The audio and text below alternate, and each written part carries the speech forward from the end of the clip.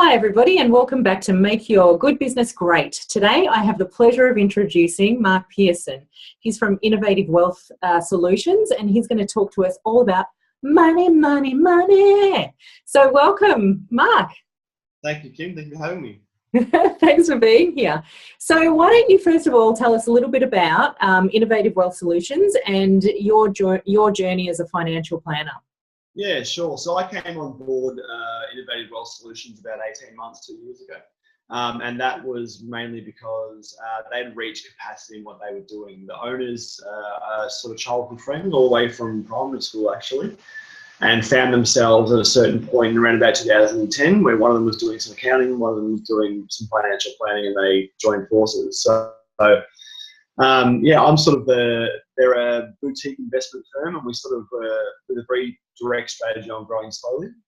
And they got to a point where they needed some help, and I was looking to sort of do something a little bit more independent, a little bit more sort of my way, and we seemed to fit. So it's been going very well so far. Brilliant. And you've got a great story that when I first connected with you, Mark, really sold me on the character that you are, and you are in fact now my financial planner. So can you tell the audience here today, exactly what your story is and why you got into financial planning in the first place? Oh, sorry. I was like, what story? I've got a few of them. Oh, my goodness. So yeah, what got me into it is I was just about to head off to uni, and I didn't really know what I was doing. I got decent enter scores and didn't really have sort of a passion, and I'm good with numbers and things like that. So, but then what sort of sparked my passion was my grandparents were actually, they ended up receiving some pretty, I'd say, negligent advice looking back on it. But basically around about the GFC, they were in retirement or just about to hit retirement, and they were way too aggressively invested. Excuse me. And the GFC wiped out about 70% of what they had in their wealth. So it led to a few things. It led to us selling the home that they had that we were all raising, just some heartbreaking stuff. And so I guess I sort of wanted to get into it, just stop that from happening for anybody else, or as many people as I can get to. I know, it's a beautiful story, and it touched me when I heard about you, because it's always great to know, the reason why people do what they do, and the passion and the heart behind what they do. Yeah.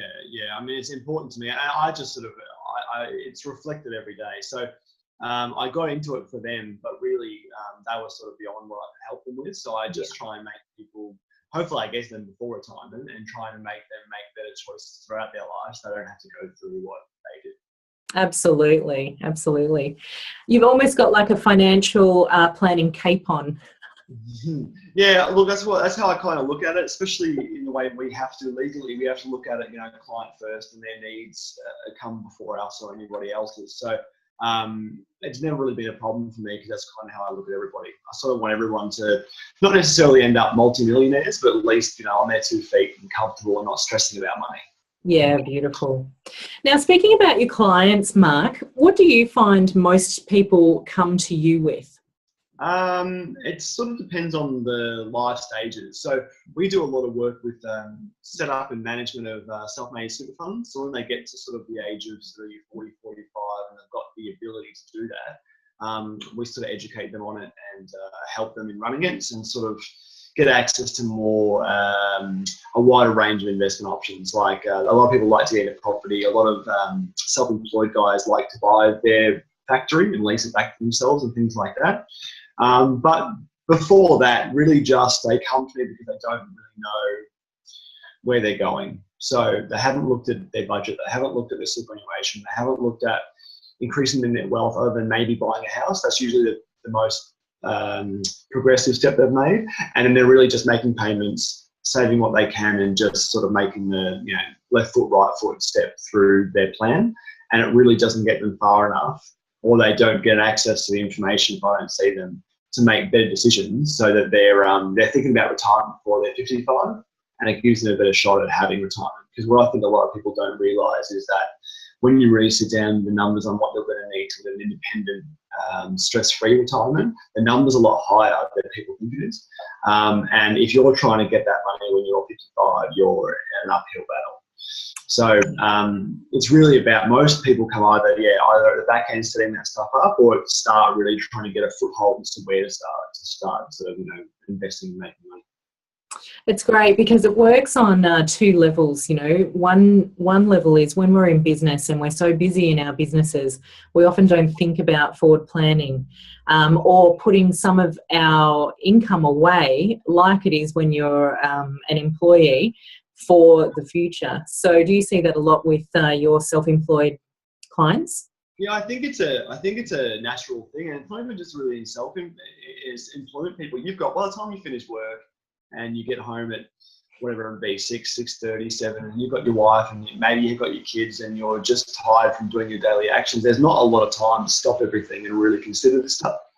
And that's sort of half my role, is sort of forcing them to do that, at least on a semi-annual, quarterly basis. I mean, the behaviour ends up sort of feeding in on itself, and they start to take more interest in it. But really, if no one stops you, and because that's my job all day, every day, I'm thinking about this stuff. Whether it's a specific client, I'm researching, I'm reading, I'm doing the research required to do the smartest planning for my clients' finances. So because it's my job, if I can get them to stop to see me for 2.5 hours or 2 hours or whatever it is once a quarter, I can make a gigantic difference, because it forces them to put it at the front of their list versus that I'll get to it later, which never really happens. That's right. And it is one of those things that when you employ a professional, 2 and 2.5 hours, for instance, could equal 10 if you were just on Google looking for free advice. Oh, absolutely. At least. Yeah, at least. I mean, like you said, you can find that information on your own if you have that. Like you said, you need that 10 times time to find that stuff yourself. So, plus people don't necessarily want to. They know they want to end up wealthy. They know they want to end up in an independent position come retirement, or whatever their goal is. But they don't really want to have to hands-on management and add another thing to their life that they don't have time for. So that's a lot of what I do too: portfolio management, managing their investments in terms of not just what they're invested in, but also their behavioural coaching as time goes forward. So what the real process is, getting it right, getting how you feel about risk and what you would want to achieve out of life. That doesn't have to be the same for everybody, but seeing those things and then making sure your behaviours are aligned to that goal over a long period of time is where I really sort of add value. Yeah, great. So if you have a business owner has been in business for, say, 2 or 3 years, yep. or a startup, what sort of advice do you give them when they come to see you? Usually the first one they haven't looked at is sort of key person insurance and things like that. They're not really don't have the structure underneath them to make sure that if anything goes wrong on this trip, that things can continue. So I see very, very often that they haven't got things like, key person insurance, and it might be a partnership that's just starting. And that's just really dangerous. If something happens to either of the partners or whoever are involved, you need to make sure that there's funds available for the family and for the business to carry on without you. And yep. that's that sort of contingency planning. Yep. And that's really the biggest thing I see early on, because they're too busy trying to churn the business, get the clients up, see and create whatever it is that they're doing, but they're not thinking about those safety net sort of strategies. And that's where I sort of can really help initially anyway. Yeah, great. So first thing that we should be looking at is key person insurance for our businesses. Yeah, and something called business expense insurance, but that's not as detrimental as not having something like key person insurance in place. But what business expense insurance really is if you're around the business, it will pay the business's bills for 12 months when you're not there. So the gas bill, the electricity bill, any wages that the receptionist might need to keep it on. And that's really important too, because it is only a year, but the way they look at it, if you're out of your business for more than a year, then your business is probably gone. But if you're out for 3 months with an injury, it just keeps things ticking along, so that you don't have to start getting to a position where you're, either negative cash flow or very close to it. It can be very stressful. Yeah, that's great. That's great. And so what do you think business owners' blind spots are in general when establishing a business and looking at their insurance needs? Blind spots. Well, so I guess I sort of separate it. Most people sort of think in terms of that strategic planning sort of aspect. They are very, it's easy to lose motivation, get stressed in the short term, and not see where you're going, the progress you've made long term. I see that quite often. You know, they go through these roller coasters where they'll have 2 really busy weeks and 3 down weeks, and that riding that roller coaster early can be something that, I mean, I do it myself. I mean, I'm working with these guys here, but essentially it's my own business, and so I sort of incorporate those things too. And so that's really important to keep perspective when they're starting. So I do a lot of that too. So my job sort of becomes sort of half strategic, but a lot of behavioural coaching I do. So keeping them sort of perspective and making sure that they see the bigger picture in terms of their finances, so they don't lead down a road where they start making either stress-based decision or fatigue-based decisions on the short-term fluctuations of the business. But really, with the insurance blind spots, I think most people think about, you know, things like income protection, which gives you an income replacement if you hurt yourself personally, but they don't think about the knock-on effects of their self-employed business. So that was that key person insurance that I was talking about. Yeah. They think about covering their debts for their family, maybe their principal home they'll cover, but they don't get that their partnership has or their company has, and to cover that if they were to, you know, pass away or have a serious illness or something. Yeah, it's good advice, because you know, we go in, and hopefully we all go in life thinking, you know, it's never going to happen to me, but you don't ever know, and it's you know, protection is a wonderful thing. Yeah. I imagine also you've got a few horror stories, have you? Horror stories, yeah, in terms of relation to insurance. Yeah. Yeah. You've got more. I've got both. So I mean, that's the heartbreaking thing, because I can sort of give advice and most take it, but the ones that don't, and then give me a call X amount of time later when something happens and sort of say, you know, it's really a regret story. I'll give you a positive one first. I had a guy I was looking after who was a carpenter, self-employed carpenter. And he was a young fellow. He was only 23, 24 years old, and had his first house, and everything was going well. He was busy, and he was playing footy, actually, just local footy. Yep. And, just during the game, sort of went up for a mark, and someone came from behind, and I think it was a fist or a knee. I can't really remember, but he was put in a coma for 18 months. No, yeah, he came out of it, and he's actually healthy now, but he didn't work. So he wasn't in a coma for 18, coma for 6, but didn't work for 18. So that having that protection in place, pretty much because the only reason why he took it out, because he was one of those guys, like you said, they thought it wasn't going to happen to me. Yeah, and he's young, and and you feel bulletproof. I mean, I'm just on 30 now, and I still feel like I'm never going to get sick and nothing's ever going to happen to me. But the reality is that it does. And the only reason he took it out was because he sort of rejected my advice and said, "Oh, look, that'll be something a bit further down the track." And his father actually made him do it against his wishes and said, "No, you really need this, you don't understand." And it was like a year later that happened to him. And that saved his business, that saved his house, that saved him essentially reverting back to zero when that happened to him. It was bad enough that he was going through the coma and all those other medical procedures afterwards that he suffered. He also he would have also lost his house and his business and everything else. Yeah. And so things like that are where it really starts becoming valuable insurance. I mean, I get sort of really caught up in, I watch these guys who insure their $20,000 car and justify it and see that, and then not look at their ability to earn income for the rest of their life as an asset, just like their car is. I mean, that's a very common conversation that I have. I mean, whatever it is, pick $80,000. Well, that's millions and millions of dollars over your lifetime. That's what that asset's worth, your ability to go to work. And so seeing that as an asset that you need to protect is usually vital. It means that whatever goals they have, and like I said, everyone has different goals, it means that if we're working towards them, they can continue to work towards, even if something happens to your ability to work. Yeah. So that's really sickness or injury. And that can break up families. That can, if you don't have those things in place. And it's not all doom and gloom, but I always say that the best thing that can happen is that those insurance premiums that you pay turn out to be the biggest waste of money of all time, that you haven't used it and you've made through your life healthy and happy and nothing's gone wrong. But the consequences of something bad happening are so great that, in my opinion, you really can't afford not to have something looking after you. Yeah, yeah, it's perfect.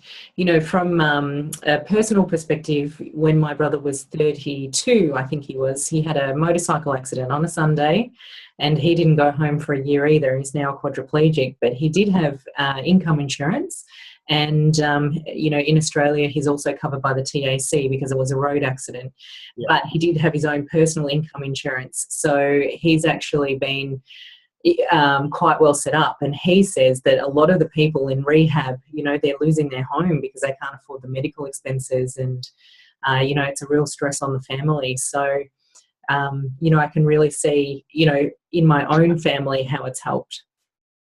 And there's knock-on effects too. That can lead to depression and all sorts of those sort of things. And Yeah, it just makes everything a lot more stressful when I mean, it's a bittersweet feeling when someone goes to claim, because they call me up and they say, look, this such and such has happened. And obviously that is a horrible result, but it is quite a satisfying feeling knowing that from our interaction however many years ago that we put that in place, it's actually securing what I said it would.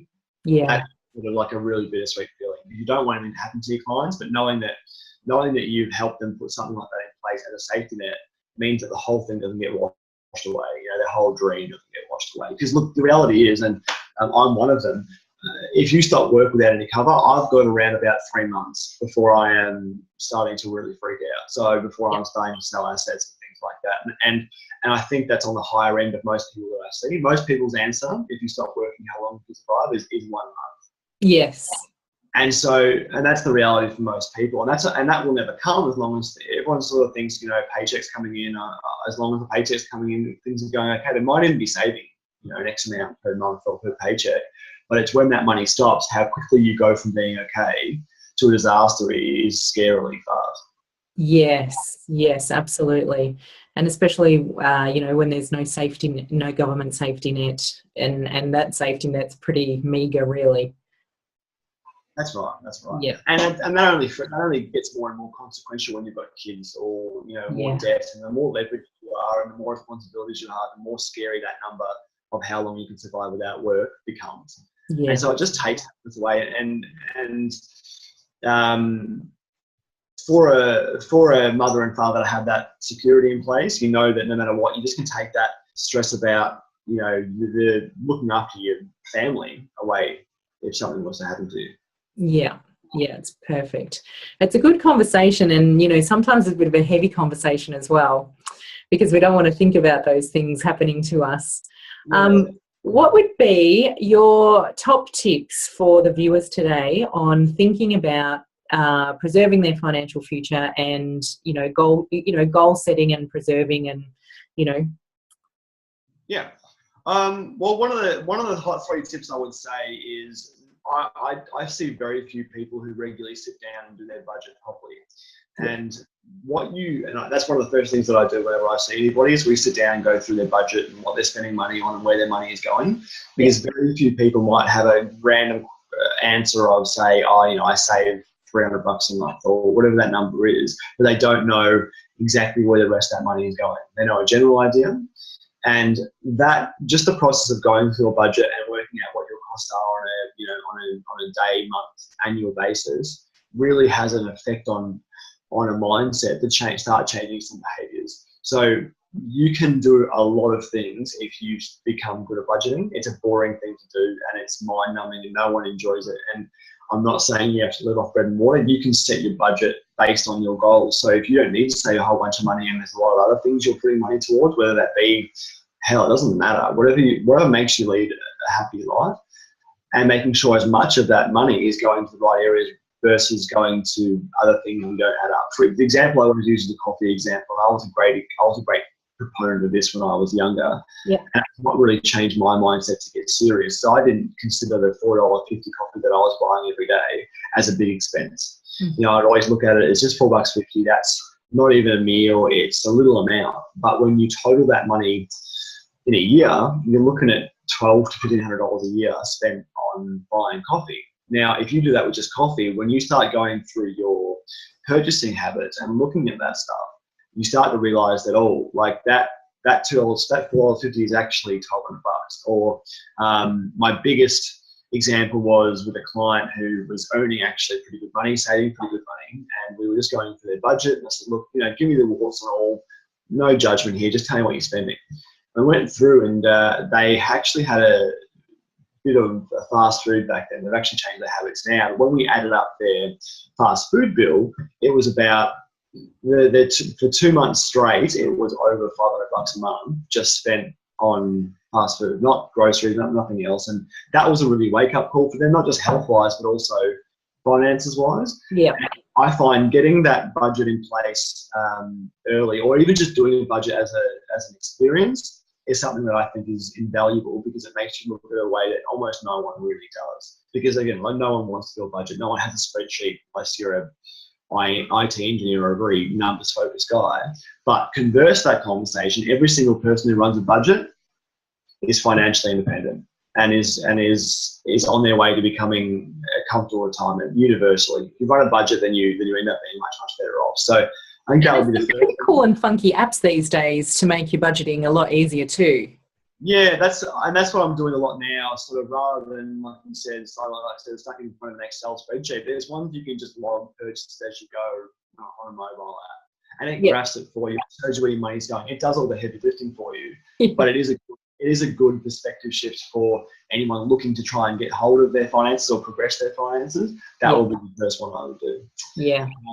The next one would be probably a bit more advanced one, but when you're looking at investments. So the more and more work I do in investments, the more research I do in investments, especially when it comes to superannuation, is there's two things that really matter about making your superannuation work for you. And most people that I see, including almost under 45, that was your dog, I think.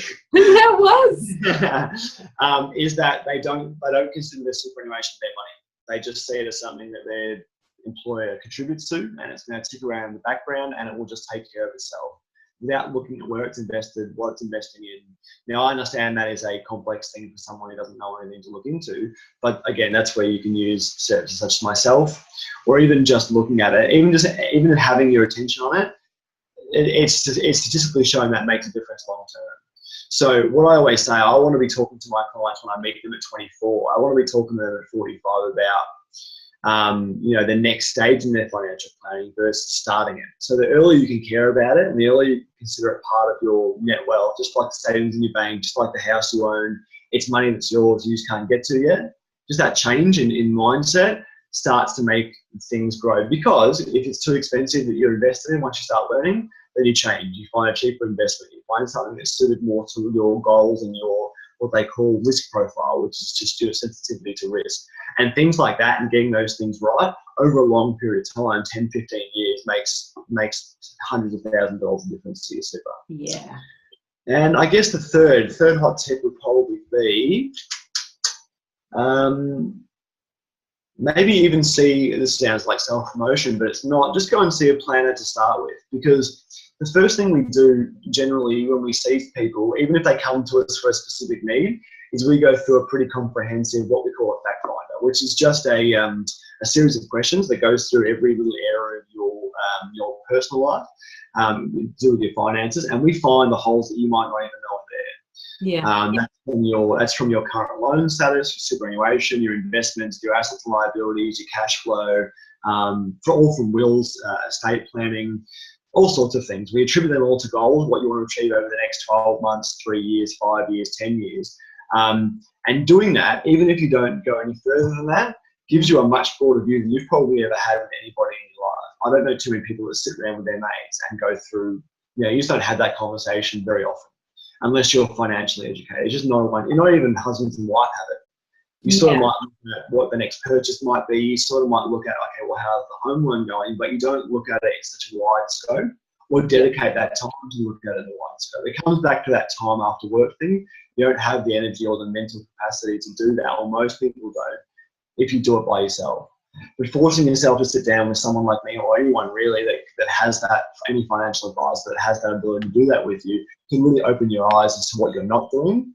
You might not be doing anything wrong with what you are doing, but it's what you're not doing that you can find out about. Yeah, it's perfect. It's perfect advice, because it's always in the what we don't know category. Yeah. Yeah, and You don't know what almost you don't always, know. correct. And almost always what people come to me wanting isn't what we end up doing. Yeah, is Because that right? it's almost all the time. So they'll come to with a certain purpose and what they want to do or what they think they can do. And throughout that process, we find out either that idea was a little bit too far advanced or it's Yep. not the best way to go. And we find an alternative way to go. So, Yeah. in 80% of the cases.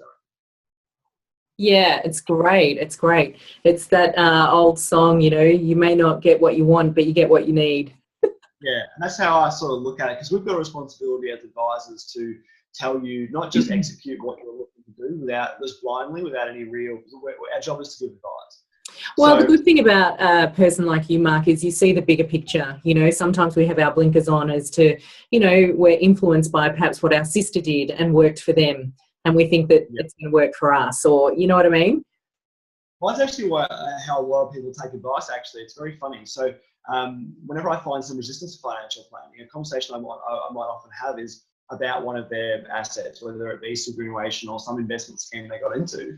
And I ask them, okay, so how'd you get onto it? How'd you get into that? And it's always a friend, a relative, someone at a barbecue saying that this is a good idea. Whether they're a plumber, they're a lawyer, but they're not a financial expert. The old dinner party financial advice. Yeah, exactly. And that is because they trust it. That's right. We get a lot of referrals and information from our friends. That's right, but they're not. It's like me telling you what to do with your plumbing work versus going to see a plumber to do it. They might not be wrong. I might get it right, but I'm not a plumber. So that makes a big difference. So a lot of stuff that comes to me is either heard a tip from a mate and they were wanting to get it double checked, which is great, or seeing someone who's made a bunch of those sort of mate-based investments, and then me coming to sort of re-fix them because they haven't really done what I've done. They haven't done the fact find. They don't know your risk profile. They're just literally doing it worked for me, so it might work for you. Yeah, sort of yeah, that's and everyone's right. got different goals. Everyone's got different risk profiles. Everyone's got something different they want to get out of their life. So it's got to be suited to what you want versus just there's no standard rule. There are a few basics that to prudent financial planning and growing wealthy, but there's no one rule fits all because look, the way I look at it, whatever you have to do, it has to pass the sleep at night rule. So if whatever you decide to do and whatever things you're trying to pull off is making you not sleep at night in terms of your investment life, then I don't think it's worth doing. So, I mean, it is good to get outside your comfort zone and you do have to do things that maybe you push you a little bit, but it can't be something that's on your mind constantly. So that changed from person to person as well. So that is a big thing that I would stress is that it doesn't have to be me, but it has to be someone that knows what they're talking about and at least assess where you're at and where you want to go before you start doing anything based in sort of the financial markets. Yeah, it's terrific, terrific advice. Now, you, like all the viewers, you run your own business as well, and I know you're an avid reader. What's been the best business book that you've read? I would say either I've read all of Tim Ferriss's stuff. I don't know if you know Tim Ferriss. But his book, 4 Hour Workweek, really sort of formed a lot of my basic. I've listened to a lot more things of his since, but he's got a really sort of different and unique perspective about how to be sort of an entrepreneur and doing things for yourself. And, I absolutely love his kick-ass cheekiness. It's, I play it safe a lot of the times, and I was really opened to the fact that you could just do whatever you want in this world. Yeah, absolutely. And just things about moving away from traditional sort of of ways of doing things. And then what he did was he went and started a podcast, and then now all he does is interview these sort of ultra successful 1% guys, and he sort of deconstructs habits that they all have and share in common. And that's helped me greatly in terms of how I plan, how I interact, and how I want my sort of business philosophy to be. So moving away from just get client, see client stuff, in terms of the growth and how I want to manage and how I want to service my clients, quite a lot have come from him. Richard Branson's book, Business Laid Bare, I got quite a lot from him too. It was all about how he started Virgin and all of that. And between those two have really helped. Yeah, beautiful. And who's your guru, Mark? That probably has to be the same answer. I reckon probably Tim Ferriss. He's a little bit too hardcore for me. He's a very, very type A personality. He's a very intense guy. But he's obsessed with finding efficiencies and finding going sort of 400 feet below the surface of subjects. So, and then what he pulls out of that is the best things of that, and so that's where I latch onto him quite securely. And I guess that's all I had to say. I mean, I've got mentors in the industry that I've looked up to, and still talk a lot of what I've done when I was coming up. But I'd probably have to say to him. Yeah, beautiful. Well, it's been such a pleasure having you here today, Mark, and I thank you for sharing your wisdom and your advice with us today. And obviously, it's been very general in content so that it can suit our international audience. So I thank you so much. No, you're welcome. Thank you for having me. No worries. So we'll see you all again tomorrow. Bye, everybody.